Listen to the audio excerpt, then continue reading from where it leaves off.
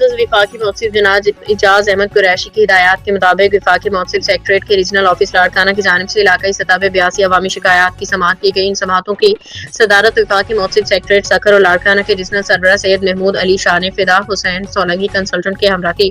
مجموعی کیسز میں 59 شکایات سیپکو سے متعلق تھیں، جن میں SEPCO Larkana division, Dadu division, Shikarpur division شامل تھے۔ سماعت کے دوران executive engineer city Asghar Ali Shaikh اور ریونیو افسر سٹی سیپکو سہیل احمد کاوڑ موجود تھے۔ کارروائی میں حصہ لیا۔ 13 cases S P G C L سے متعلق تھے، جن میں zonal manager S S P G C L Larkana کے علاوہ عاشق حسین، میسر منور علی کروڑ اور جناب فتح محمد بھی موجود تھے۔ باقی کیسز پاکستان بیت المال، passport office, insurance, Pakistan post department اور بی آئی ایس پی سے متعلق تھے۔ سماعتوں کے دوران متعلقہ اسسٹنٹ ڈائریکٹر اور پاکستان پوسٹ کے ڈپٹی سپرنٹینڈنٹ سمیت دیگر متعلقہ افسران بھی موجود تھے۔ تمام شکایت کنندگان فورم کے سامنے پیش ہوئے اور ان کی شکایت صبر و توجہ کے ساتھ سنی گئی۔